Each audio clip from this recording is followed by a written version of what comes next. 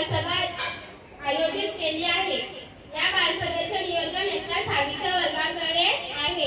माझी वर्गमैत्रीण गुंजन हिने अध्यक्षस्थान स्वीकारले आहे अशी मी तिला विनंती करते। शाळेच्या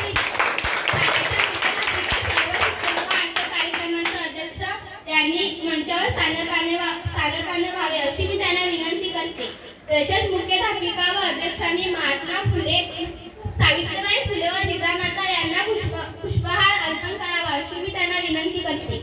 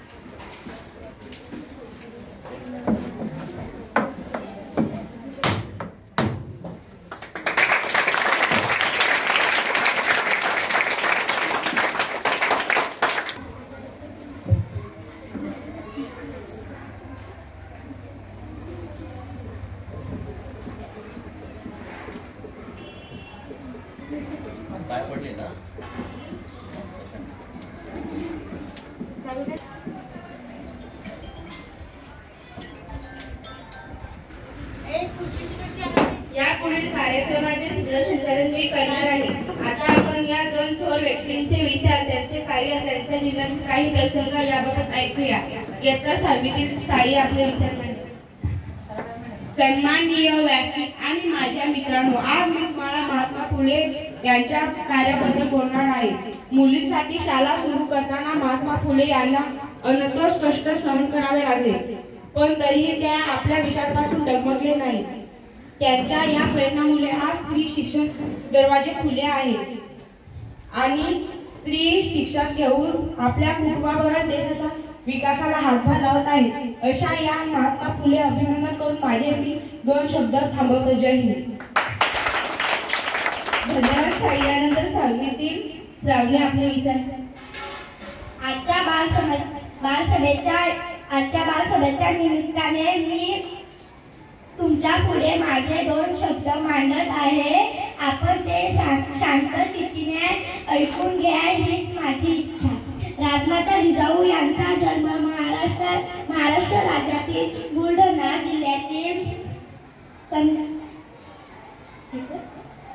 कणखेडे राज्य येथे 12 जानेवारी 1598 साली झाला।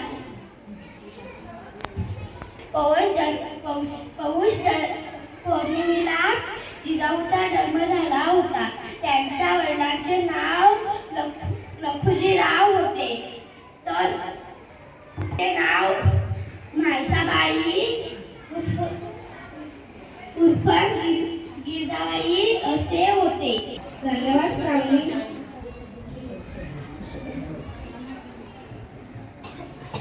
यानंतर इयत्ता 6वीतील तन्मयला आपले विचार मांडतील। स्त्री शिक्षणासाठी झिजले जे होत चंदन महात्मा ज्योतिबा फुलेंना माझे त्रिवार वंदन।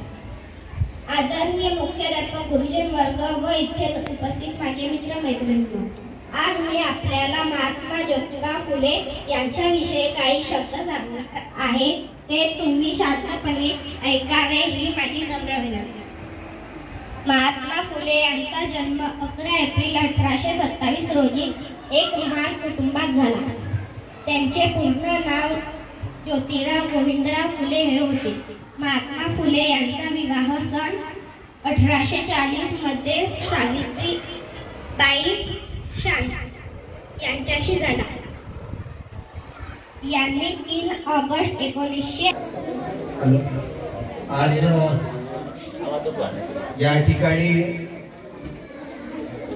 जिजामाता जयंती आणि सावित्रीबाई फुले जयंती म्हणजेच बालिका दिन या दिनाच्या निमित्ताने आपल्या इयत्ता 6वीच्या विद्यार्थ्यांनी खूप अशा छान सुंदर अशा बालसभेचं आयोजन केलंय आणि त्याचं मार्गदर्शन आपले श्री दिघे सर यांनी केलंय. जोरदार टाळ्या वाजवूया आपण इयत्ता 6वीसाठी. आणि याच बालसभेच्या निमित्ताने क्रांतीज्योती सावित्रीबाई फुले आणि वीरमाता जिजाऊ माता यांच्या जयंती निमित्ताने या सभेमध्ये आपल्या इयत्ता 8वीचा प्रज्वल आणि त्याचे सहकारी या ठिकाणी एक गीत सादर करतायत. जे गीत फुले सावित्री नसती तर मुलगी शिकली असती का. तर आपण टाळ्यांनी त्यांचं स्वागत करूया आणि त्यांना विनंती करतो की आपण या गीताचं सादरीकरण या ठिकाणी करायचं. सरकारी हुद्द्यावर मुलगी बसली असती का. सरकारी हुद्द्यावर मुलगी बसली असती का. फुले सावित्री नसती तर मुलगी शिकली असती का. फुले सावित्री नसती तर मुलगी शिकली असती का. सरकारी हुद्द्यावर मुलगी बसली असती का. सरकारी हुद्द्यावर मुलगी बसली असती का. फुले सावित्री नसती तर मुलगी शिकली असती का. फुले सावित्री नसती तर मुलगी शिकली असती का. मुलगी घराबाहेर पडली तेव्हा पातक तळायचा. मुलगी शाळेत गेली तर तेव्हा घरदार बुडायचा.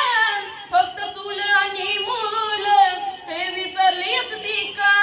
फक्त चूल आणि मूल हे विसरली असती का. फुले सावित्री नसती तर मुलगी शिकली असती का. फुले सावित्री नसती तर मुलगी शिकली असती का.